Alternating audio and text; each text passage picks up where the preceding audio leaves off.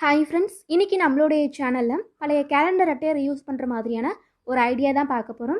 அதாவது white board இருக்கு இல்லையா, நம்ம ஸ்கெட்ச் பென் எழுதும் போது எழுதும், அதே போல் துணி வச்சு தொடச்சிட்டு திரும்ப எழுதி யூஸ் பண்ணிக்கலாம். அதே மெத்தடில் இதை ஒரு போர்டாக தான் நம்ம கன்வெர்ட் பண்ண போகிறோம். ரொம்ப சிம்பிள் தான் ஃப்ரெண்ட்ஸ்.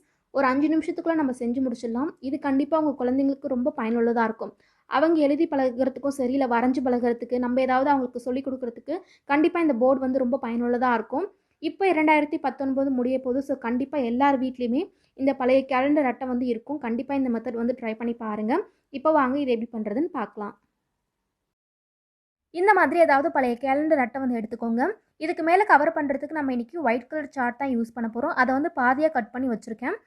இந்த அட்டையை விட கொஞ்சம் சைடில் எக்ஸ்ட்ரா இருந்தால் கரெக்டாக இருக்கும் ஃப்ரெண்ட்ஸ். அப்போ தான் நமக்கு செக்யூராக இருக்கும். அதே போல் நம்ம மடிக்கும் போது நமக்கு ஈவனாக கிடைக்கும். இப்போ இதே போல் 4 பக்கமாக மடிச்சுக்கலாம்.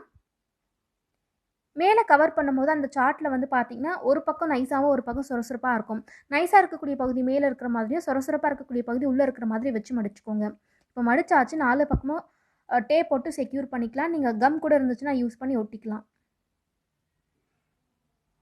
இப்போ இதே போல் அந்த பக்கமும் ஒட்டிக்கலாம். இப்போ 2 பக்கம் ஒட்டி முடிச்சாச்சு ஃப்ரெண்ட்ஸ். சென்டரில் இருக்கக்கூடிய பகுதியை இந்த மாதிரி டேப் போட்டு செக்யூர் பண்ணிக்கோங்க. அவ்வளோதான். இப்போ பாருங்கள், போர்டு நமக்கு ரெடி பண்ணியாச்சு. இதுக்கு மேலே சிந்தட்டிக் பேப்பர் வச்சு கவர் பண்ணிட்டோம் அப்படின்னா நம்மளுடைய போர்டு ரெடி ஆகிடும். இதை நம்ம நோட் புக்லாம் மேலே கவர் பண்ணுறதுக்கு யூஸ் பண்ணுவோம் இல்லையா, அந்த ஷீட் தான். எல்லா ஷாப்லையுமே உங்களுக்கு கேட்டாக கொடுப்பாங்க. நான் ஒரு 10 ருபீஸ்க்கு வாங்கி வச்சுருக்கேன். இது வாங்கும் போதே பார்த்தீங்கன்னா நமக்கு டபுள் ஷீட் மாதிரி தான் இருக்கும். பட் நமக்கு சிங்கிள் ஷீட் இருந்தால் போதும். ஸோ இந்த மாதிரி பிரிச்சுக்கலாம். சைடில் கட் பண்ணிவிட்டு நீங்கள் பிரிக்கும் போது நமக்கு பிரிஞ்சு ஒரு 2 ஷீட் மாதிரி கிடைக்கும். சைடில் மட்டும் இந்த மாதிரி கட் பண்ணிவிட்டு பிரிச்சுக்கோங்க. இப்போ பாருங்கள், 2ஆக பிரிச்சாச்சு. இதில் ஒரு ஷீட் மட்டும் நமக்கு போதும். நடுவில் பார்த்தீங்கன்னா ஜாயிண்ட்டாக இருக்கும். அதை கட் பண்ணி ஒரு ஷீட் மட்டும் எடுத்துக்கலாம். இப்போ கட் பண்ணி முடிச்சாச்சு. முன்னாடி ஒரு போர்டு ரெடி பண்ணி வச்சுருந்தோம் இல்லையா, அதை சென்டராக வச்சுட்டு 4 பக்கமும் நம்ம மடித்து டேப் போட்டு ஒட்ட போகிறோம்.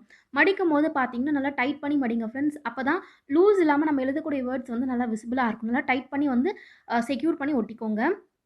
நம்ம நோட் புக்குக்கு அட்டை போடும்போது சைடில் இந்த மாதிரி மடிப்போம் இல்லையா, அதே போல் மடித்து நல்லா டைட் பண்ணிவிட்டு டேப் போட்டு ஒட்டிக்கோங்க. அவ்வளோதான்.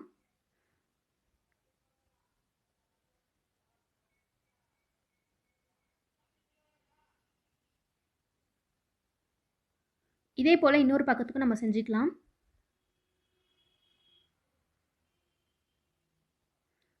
இப்போ பாருங்கள், 4 பக்கமாக ஒட்டி முடிச்சாச்சு. நல்லா டைட்டாக வந்திருக்கு பாருங்கள். இந்த மாதிரி டைட்டாக இருந்துச்சுன்னா தான் நீங்கள் எழுதக்கூடிய வேர்ட்ஸ் நல்லா விசிபிளாக இருக்கும்.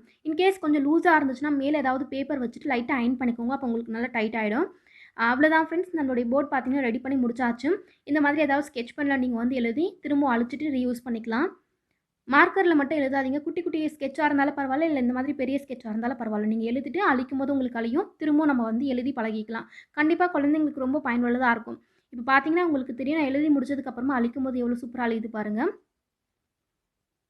இது குழந்தைங்க எழுதி பழகிறதுக்கு ரொம்ப பயனுள்ளதாக இருக்கும். கண்டிப்பாக ட்ரை பண்ணி பாருங்கள் ஃப்ரெண்ட்ஸ். இதுக்கு செலவுன்னு பார்த்தீங்கன்னா ஒரு 10லேருந்து 15 ரூபாய் இருக்கும். அவ்வளோதான். நீங்கள் பெரிய கேலண்டராக வச்சுருந்தீங்கன்னா நீங்கள் அதில் செய்யும்போது உங்களுக்கு நல்லா பெரிய போர்டாகவே கிடைக்கும். ஒரு சிலர் வீட்டில் பெரிய கேலண்டர் இருக்கும் இல்லையா, அது இருந்துச்சுன்னா நீங்கள் இந்த மாதிரி ட்ரை பண்ணி பாருங்கள். நல்லா பெருசான ஒரு போர்டு மாதிரி கிடைக்கும். அவ்வளோதான் ஃப்ரெண்ட்ஸ். இந்த ஐடியா உங்களுக்கு பிடிச்சிருக்குன்னு நினைக்கிறேன். பிடிச்சிருந்தா மறக்காமல் சேனலுக்கு சப்ஸ்கிரைப் பண்ணிக்கோங்க. இது போல் இன்னொரு வீடியோவில் பார்க்கலாம். தேங்க்யூ.